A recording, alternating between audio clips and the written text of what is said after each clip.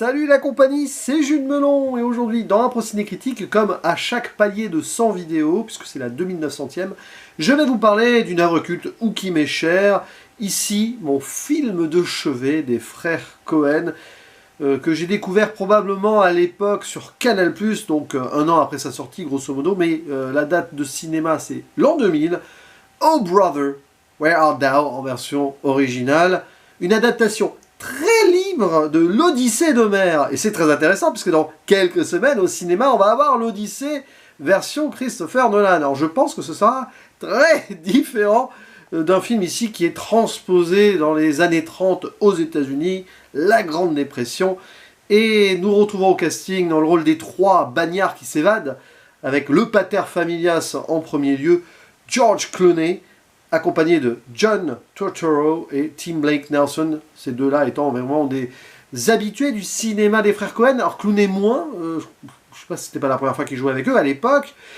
Et en phase 2, il y a quelques antagonistes, joués notamment par John Goodman, un vendeur de Bible borgne, un cyclope quoi. Et alors, dans le rôle du shérif très démoniaque, et je n'ai peut-être pas capté que c'était lui en fait, Daniel Von Bargen, un acteur que moi j'avais apprécié peu de temps avant, hein, vraiment, dans The Faculty. Il jouait souvent des gens qui allaient devenir méchants ou qui étaient plus ou moins méchants, quoi. Dans des rôles plus ou moins secondaires, mais quand même, hein, dans le rôle féminin principal et quasiment unique du film, Penny, l'épouse de Ulysse. Bon, vous voyez, c'est Holly Hunter, grande actrice aussi.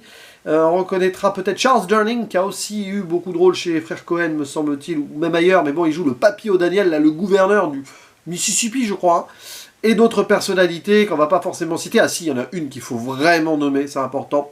Un joueur de guitare aussi, il faut que je retrouve son nom, c'est un peu le bazar, là. Voilà, Chris Thomas King, qui joue Tommy Johnson, un bluesman qui a vraiment existé, et qui aurait passé un pacte avec le diable, ce qui est le cas ici. C'est passionnant parce que bon, le papy O'Daniel gouverneur a existé aussi, mais au Texas. Hein. Et il y a des mensonges, il y a de la fiction, il y a de la mythologie adaptée dans du réel des États-Unis avec quelques transpositions.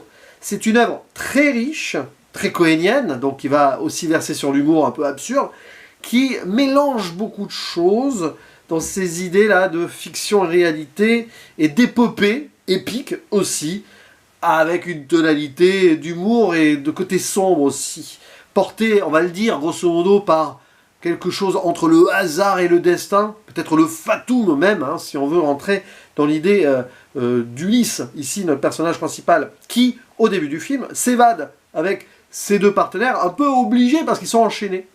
Et il leur promet qu'ensemble ils vont retrouver un trésor, mais le temps presse, car l'endroit où ce trésor serait va bientôt être englouti par un lac artificiel, donc une construction moderne américaine qui commence aussi à prendre le pas sur quelque chose de plus ancestral. Il y a deux Amériques qui s'entrechoquent, ici aussi. Sur leur chemin, ils vont rencontrer beaucoup de gens. Un jeune joueur de guitare, donc, à la croisée des chemins, le carrefour, un vendeur de Bible qui va profiter d'eux, le papy O'Daniel qui en même temps gère sa réélection compliquée face à un adversaire qui veut nettoyer, on reviendra sur ceci, parce qu'il y aura une zone spoiler quand même pour des détails, et bien sûr ils sont traqués par ce shérif très méchant. Pour peut-être aussi, Ulysse, il a une autre idée, le trésor qu'il veut récupérer peut-être, c'est une chose, mais il y en a un plus précieux à ses yeux, retrouver sa compagne, son épouse, qu'il a probablement oublié, lui donc le pater familias, qui se dit ainsi, avec ses plusieurs filles, il n'y a que des filles.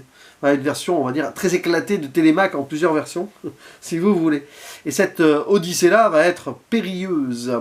Et drôle, mais périlleuse. Ils vont rencontrer aussi des sirènes, et aussi devenir des stars, peut-être, potentiellement, de la chanson, en se faisant passer pour un groupe fictif, puisqu'on joue dans la fiction aussi. On va avoir du héros populaire qui n'existe pas, là, dans une Amérique qui a du mal à savoir où se situer entre traditions ancestrales qui peuvent parfois être hyper problématiques, le mal américain qui se décuple sous d'autres formes aussi, avec un populisme naissant nouvellement à la mode à l'époque, notamment par ce papy O'Daniel, qui, dans la réalité de l'Amérique, voilà, était un animateur de radio aussi, et qui a un peu lancé cette idée de médias de masse. D'ailleurs, on le voit, là, le papy O'Daniel du film, à un moment, qui va à la radio, les médias de masse, il faut essayer de sournoisement endormir le peuple, bon là-dessus, il n'y aura pas vraiment de réponse politique, mais j'y reviendrai à la zone spoiler.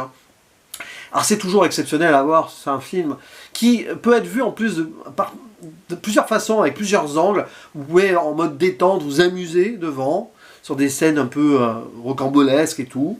C'est une chose, une lecture comme une autre. Vous pouvez aller dans la profondeur, voir comment ils voient leur Amérique et comment ils triturent celle-ci dans une époque très dure, la Grande Dépression, tout en faisant une transposition quasi moderne, en prenant des choses de la réalité, et aussi voir comment cette universalité de l'épopée de l'Odyssée d'Ulysse peut être mise encore au goût du jour, comme dans beaucoup de fiction.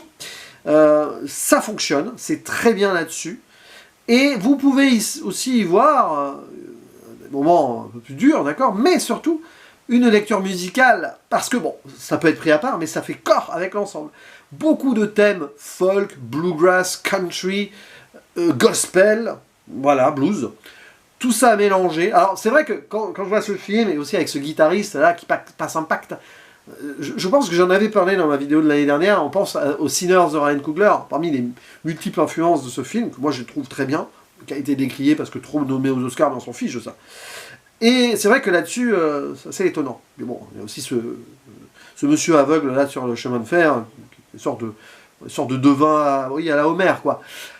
Et il y a cette idée de transmission, c'est intéressant parce que le film s'ouvre littéralement bon, sur un extrait de l'Odyssée et sur un chant, alors j'ai envie de mettre l'accent là-dessus parce que c'est mine de rien bougrement important, sur un chant de bagnard, porté notamment Negro Spiritual hein, par des Afro-Américains qui sont là, et qui ici entonnent quelque chose qui leur a été transmis de génération en génération, et qui vient probablement des chants africains de gens qui ont été immigrés de force, hein, évidemment, amenés de force par l'esclavage.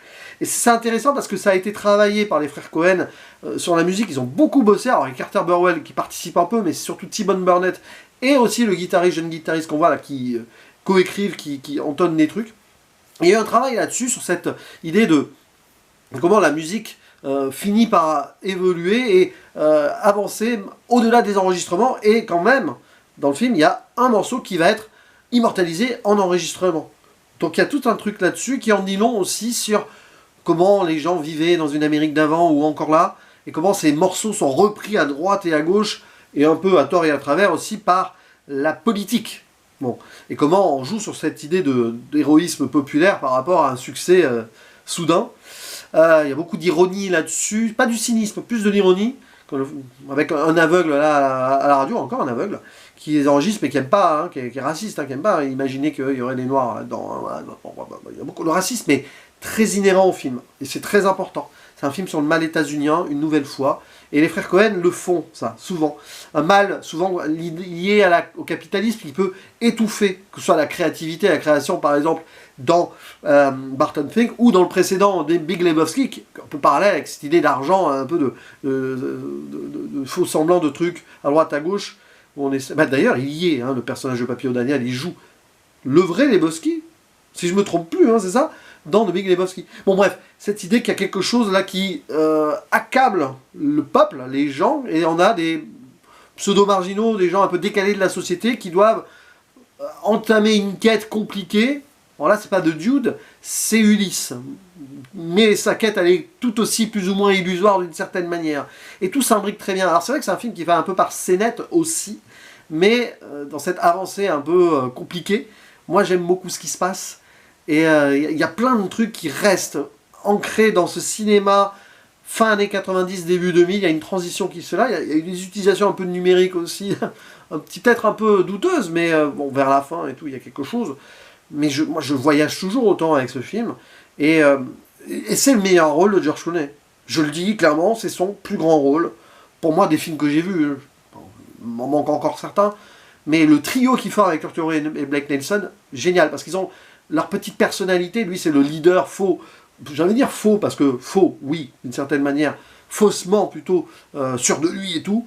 Vous avez Pete, joué par John Turturro, très nerveux, un peu redneck, quoi. Au moment où il retrouve son cousin qui le trahit, il y a aussi cette idée de trahison pour l'argent, la Grande Dépression. On se méfie à la fois du système, mais si on peut profiter de celui-ci, il y a une question voilà, d'appât du gain hein, qui est aussi inhérente au film, en plus du racisme. Et donc Tim Blake Nelson, un peu simplé, là, il est exceptionnel. Et le trio fonctionne super bien, des fois quatuor avec le jeune guitariste. John Goodman, quand il apparaît, bon, bah, c'est grandiose aussi. Les dialogues sont super bien travaillés, les lignes, on va même monologue du personnage d'Ulysse, Everett McGill, son façon de parler exceptionnelle, bien sûr. Bon, c'est pas un film qui met les femmes en avant, c'est vrai, mais dans une époque où les hommes, dans leur illusion, dans leur progression et dans leur accablement par un système dominé par des hommes, bon, finalement, c'est pas si anodin que cela, que justement, on attend vraiment, à part les sirènes, à un moment, on attend vraiment le premier personnage féminin important qui arrivera vraiment dans le dernier acte. Et qui, elle aussi, s'est un peu laissé avoir, quoi, d'une certaine façon, peut-être. Et tout ceci en dit très long. C'est vraiment quelque chose de double transposition. On revient sur la Grande Dépression, période compliquée où l'Amérique a vu naître plusieurs formes de populisme, où le racisme s'est peut-être encore renforcé d'une certaine manière, notamment dans ce sud des États-Unis. Et de nos jours encore, dans les années 2000, où maintenant, où comment ce populisme s'est, on va dire, installé, et finalement le racisme n'est pas mort. Et le film en parle de ça. C'est-à-dire qu'il n'offre aucune solution, parce que ce qui se passe là, dans les années 30, l'Amérique est encore dedans dans les années 2000, et de nos jours aussi. Donc c'est logique.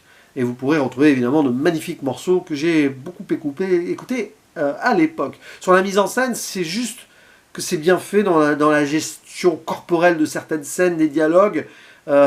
C'est très fluide en fait. Je ne pourrais pas vraiment analyser esthétiquement cela, mais vous avez ce rythme des frères Cohen qui fonctionne tout aussi bien dans cette intégration d'humour et d'ironie absurde de la situation, qui verse vers un peu le côté dramatique, qui parle aussi du mal brut, qui entame peut-être, qui entonne indirectement ce qu'ils feront devant après, je crois, je ne sais plus, avec No Country for Old Men, avec une sorte de mal, ce shérif, un mal qui n'a aucune raison, qui n'a aucune origine, on ne sait pas trop. C'est peut-être trop dans la mythologie, diable, il apparaît, lunettes noires et avec les flammes, bien sûr, mais ça en dit long aussi sur ce qui se passe au sens large. Spoiler, grosso modo, pour 2-3 trucs. J'ai envie de commencer par l'idée du trésor, qui n'existe pas. C'est-à-dire que Ulysse aussi, c'est un faux héros qui ment. Cette idée, voilà, cette idée par son beau parler à la Homère, si vous voulez, qui ne faisait que, dans l'Odyssée, rapporter les paroles d'Ulysse, qui pouvait dire ce qu'il veut, détricoter ce qu'il a vécu ou non. Après tout, la déesse Athéna, les machins, les choses, les cyclopes et machins, les trucs, Caribe et Scylla, ça, c'est ce qu'il a voulu raconter. Vous voyez ce que je veux dire? L'allégorie de la métaphore. Il y a cette idée de, par la transmission orale, où est la vérité, où est la véracité? Ben là, lui aussi. En fait, il s'est évadé juste parce qu'il voulait retrouver son épouse. Mais celle-ci, c'est déjà... va ou s'est remariée. s'est déjà remarié à un autre homme. Voilà, il a fait une connerie, Ulysse, il veut retourner vers sa femme, qu'il l'a déjà remplacée. Et c'est ça, en fait. C'est tellement illusoire qu'il il va réussir à la reséduire d'une certaine manière grâce à sa chanson populaire, là, qui aussi est donc faite de mensonges, indirectement, parce que ce groupe qu'ils interprètent avec les barbes, là, n'existe pas, mais ça existe quand même, parce que le morceau est là, et il a été enregistré, le vrai et le faux. Mais à la fin, non, ça ne suffira quand même pas. Dans l'absurde, il lui faut une bague à tout prix à la dame. Et même la bague qu'il pensait retrouver à la fin, c'est pas la bonne. Donc c'est assez amusant. Mais il y a aussi donc cette idée du racisme total avec le Ku Klux Klan, qui est supposé être illégal à l'époque. Mais bon, et là, c'est là où on touche quelque chose de très fort, mais qui peut déranger aussi dans la non-résolution, d'une certaine façon, ou le côté un peu satirique ultime de la politique. Parce que dans ce Ku Klux Klan-là, le leader local, c'est l'opposant au gouverneur, celui qui veut nettoyer. Et ce gouverneur-là en place, il représente quand même une vieille Amérique très imbue d'elle-même, opportuniste et tout. Donc ce populisme-là, qui essaye de continuer sa dynastie par populisme, c'est une sorte de Trump avant l'heure, mais local, enfin tout ce que vous voulez. Et c'est pas vraiment mieux, mais c'est moins pire que l'autre là, qui est au Ku Klux Klan, qui est raciste absolu, et qui prévoit des réformes, mais qui n'en sont pas. Au final, c'est le mal léger qui opportunément va quand même se remettre le peuple dans sa poche grâce à la chanson, et le mal ultime. Et ce mal ultime, à un moment qui est tourné en ridicule, en absurde, ce qui peut déranger aussi, d'une certaine manière, mais quand même ça fonctionne aussi, sur la cérémonie du Ku Klux Klan, où on retrouve le méchant vendeur de Bibles, donc Big Dan Tigg, joué par John Goodman, tous les méchants sont là, potentiellement. Et ça va se mal, il va cramer, voilà, la cérémonie est gâchée, et c'est très bien, on est content. Mais derrière, bon, bah, c'est le populisme exacerbé qui va quand même continuer sa marche en avant, en marche, quoi, si vous voulez, d'une certaine façon, et en fait, rien n'est résolu politiquement parlant. On est toujours dans le même cambouis, mais bon, on a évité le pire. Alors ça, c'est intéressant, parce que c'est souvent ce qui peut se passer dans certains bons choix à faire dans des élections. Voilà, il manque vraiment quelque chose, là. Les vrais réformateurs du peuple, là, n'existent pas, en termes politiques, ici. Mais les Cohen s'en amusent indirectement. Mais le racisme lui-même n'est pas vaincu. C'est pas pour autant que ça va pas continuer derrière, les lynchages, etc. Et en effet, quand le film est sorti, ils ont conscience, ces frères Cohen, de balancer ça comme ça, en disant, bah oui, le populisme exacerbé toujours de nos jours, capitalisme, pas du gain, plus que jamais, cette Amérique-là s'est décuplée, et le racisme, toujours. Voilà, ça ne changera pas. Ou pas. Enfin, c'est terrible, c'est un constat, peut-être, qu'ils font. Et en plus de cela, vous avez le mal ultime du démon, du diable, là, qui va au-delà des lois humaines, on ne sait pas trop, c'est à la fois une force et une faiblesse, peut-être, mais qui va disparaître englouti grâce à un miracle ultime, parce que Ulysse finit par prier et faire sa propre rédemption, sa confession des choses. Et là, et voilà, les trucs, c'est le hasard ou le destin, parce que ça joue beaucoup là-dessus. Chez les frères Cohen au sens large, mais l'Odyssée d'Ulysse, c'est plutôt l'intervention divine. Là, peut-être intervention divine, ou non, bah, il a prié Dieu, pourquoi pas. Poséidon a englouti les flots et a pardonné Ulysse. Voilà. Mais ça ne suffira pas, pourtant, à la fin, il ne récupère pas spécialement sa femme, à cause de cette bague. Donc on est dans une ironie absurde ultime. Voilà, bon après, c'est pour ça que c'est un film qui est passionnant, parce que vous pouvez l'analyser sans avoir trop à l'analyser non plus, parce que ça peut partir un peu dans tous les sens, mais il y a une idée de questionnement de ces États-Unis-là, avec la politique spectacle, avec la politique raciste populaire, populisme, mais les deux formes de populisme, capitalisto-raciste, même si les deux vont aussi souvent ensemble.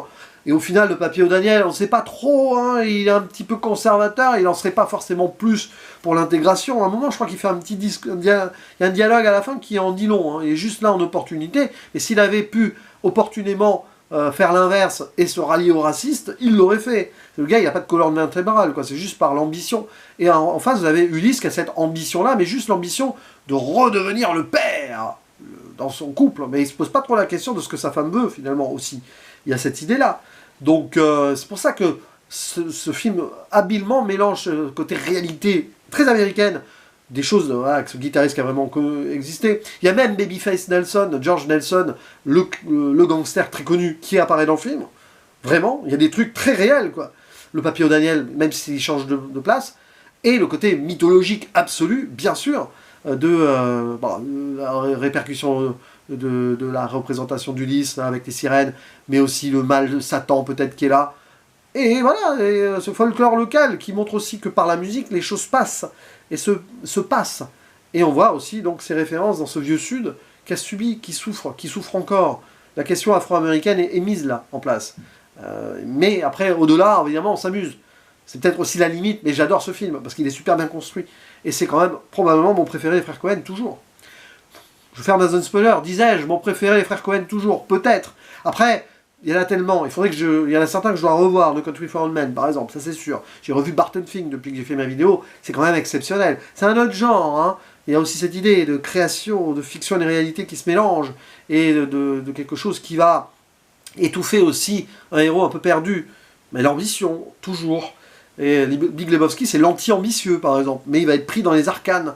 Donc il y a pas mal de choses à traiter ici, dans un film qui va vraiment loin aussi, dans ses décors. Je trouve que voilà, c'est sur la route, c'est le sud, il y a beaucoup de choses qui se passent aussi même. Bon, je vais pas revenir sur ce que j'ai pu dire de toute façon, mais c'est très riche, voilà, très riche, mais après je peux comprendre que ça n'aille pas assez loin pour certaines personnes, où on voit des trucs là, ça accroche, mais les frères Cohen, ils sont pas là pour faire la morale, du tout. Ce film ne veut pas être moraliste, mais il veut montrer quand même ce qui va pas, ce qui va mal, un peu partout, de cette époque-là, de ce qui peut être vrai ou non, et on en arrive là, à l'an 2000, vous voyez ça, vous vous amusez, il y a de la musique, c'est sympa, mais derrière, il y a quelque chose qui reste, qui germe peut-être en vous, et c'est vrai que sur l'aspect politique, il y a quand même, voilà, politique politicienne, les choses sont assez évidentes.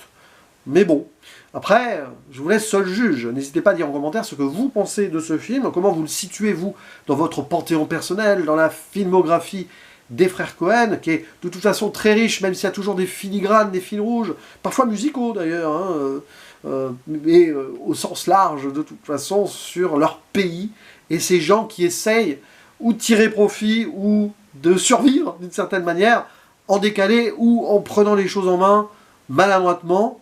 Ouais, c'est un petit peu ça aussi, ce cinéma-là, qui convoque évidemment beaucoup, toujours, de toute façon, mais avec leur propre style. C'est pour ça qu'on les aimait, j'allais dire bien, parce que maintenant ils font plus de films ensemble. Et il y a un des deux frères Cohen qui déconne beaucoup, hein, en faisant des mauvais films, l'autre probablement mieux. Je n'ai pas vu de film, enfin, bon, bref, il faut que je me remette à jour sur les frères Cohen en solo, surtout sur celui qui fait plutôt des films corrects. Parce que l'autre, malheureusement, j'en ai vu au moins un qui n'était pas bien. Voilà, allez, à vous la parole en commentaire, et lâchez-vous sur cette œuvre, et au-delà. Et si vous attendez le prochain Nolan, la prochaine Odyssée, bien sûr. À la prochaine, ciao.